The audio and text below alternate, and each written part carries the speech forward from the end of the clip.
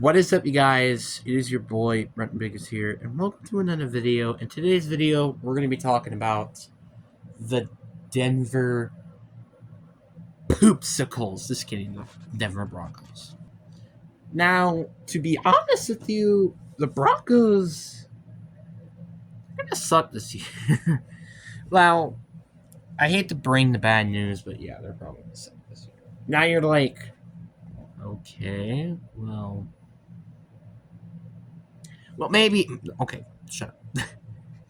Okay, so let me just explain why this team is gonna suck.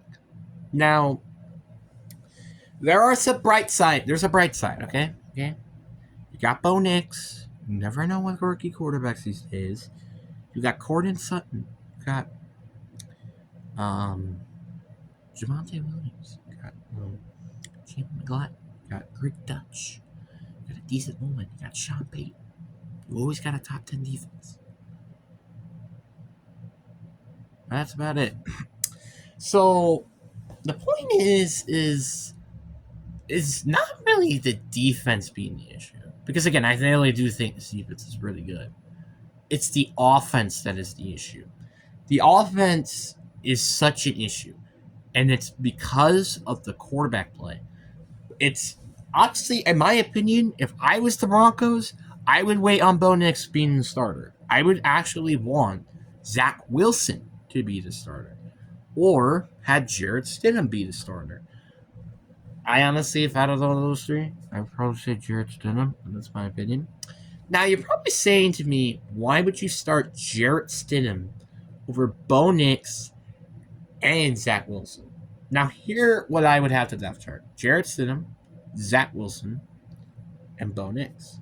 Now, again, let me explain. Have you ever heard of the Aaron Rodgers term, where Aaron Rodgers got to sit behind a Hall of Fame quarterback for the past 4 years? Or 3 years. I think it was 3 years, actually. And what did he do? He ended up being a Hall of Famer. Probably. Why not do the same thing with Bo Nix? Now,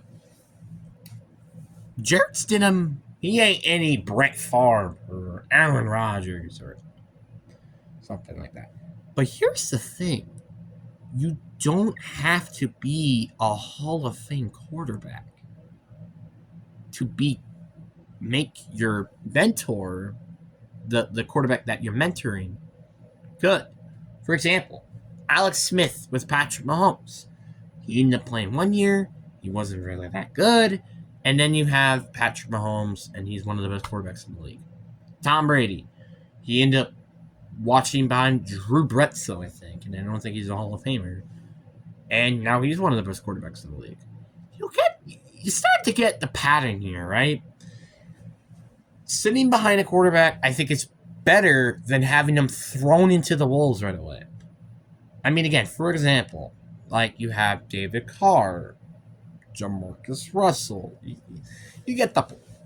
Are you really getting the point now? Okay. Now, obviously, there have been quarterbacks who've been thrown into the wolves and actually paying out good. For example, C.J. Stroud, Joe Burrow, Josh Allen, etc.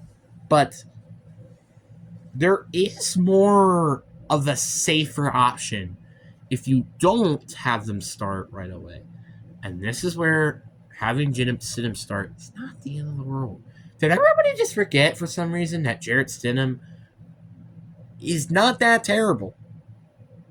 He really isn't. Jarrett Stidham played okay with the Broncos this year, and he also played okay with the Raiders last year. Why don't you just have him start for this year? I don't say that Bo Nix is going to be terrible or anything. I don't say that. And honestly, you probably have a higher chance of making it to the postseason with Bo Nix than you have with Jarrett Stidham. But if you really want to guarantee your chances to have Bo Nix as a good quarterback, you should probably let him sit behind a quarterback for the next couple of years. Again, that's my opinion. Or you can have Zach Wilson and Jarrett Stidham fight for the freaking starting job. I mean, like, again, now, obviously, do I think Zach Wilson's in a better or worser environment than he was with the Jets? Absolutely. But does he have a better head coach than he did with the Jets? Yes, he does. Now, obviously, no offense to Robert Saleh, But Robert Salad isn't his name Robert Salad. Okay. No offense to him, but he had his offensive coordinator, somebody named Nathaniel Hackett. Remember how that went for the Denver Broncos? So you get the point. The point is you need to have Jarrett Stidham or Zach Wilson start. Because the last thing you need is to throw out Bo Nix right away, him not play good, and have a terrible morale. Look for Zach Wilson, for example. He did not play good for his first year, didn't play good in his second year. Then you let him sit behind Aaron Rodgers until he tore his Achilles, and then he played bad again, and now he's with the Broncos. You kind of get the point here.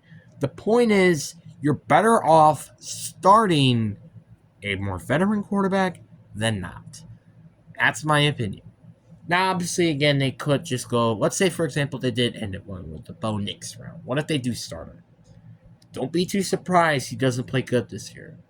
Now, literally, again, let's not focus about the quarterback position. Let's focus on the rest of the positions. I like their running back core.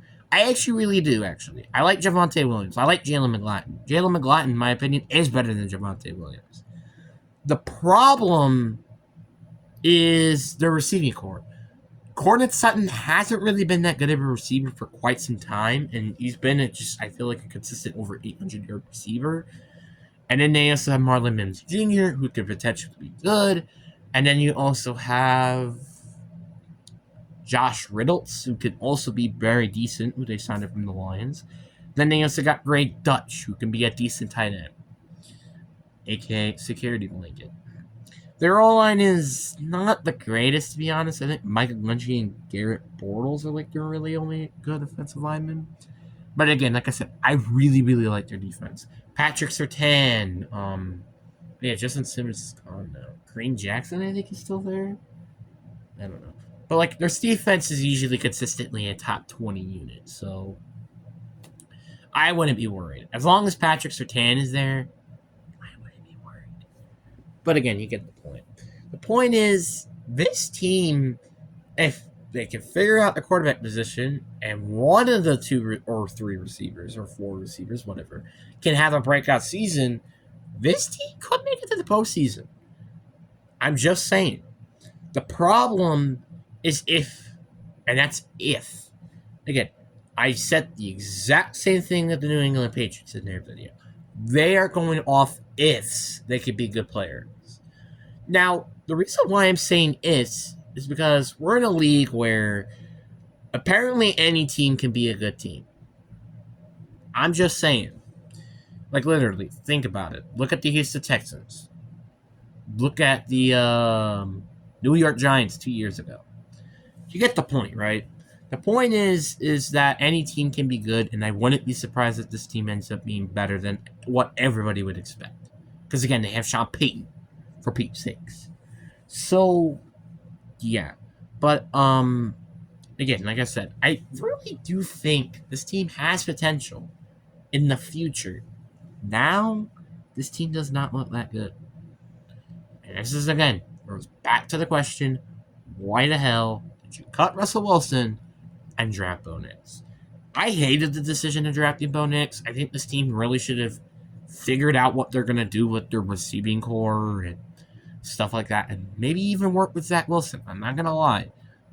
But going and getting Bo Nix, I think, was one of the worst decisions that they could have done. You could have gotten a receiver, like I said, or a tight end, because Rob Ellis was still available. Draft an offensive lineman, or heck, a better defensive player to make your defense still good. I'm just saying, those were, in my opinion, way better options than picking Bo Nix. Again, I'm not saying this is a bad decision, because it isn't. But I just think that if they really, really wanted to play well, they probably could have considered doing that idea. But what do you guys think down in the comment section below? I really do hope you guys enjoyed this video. Peace.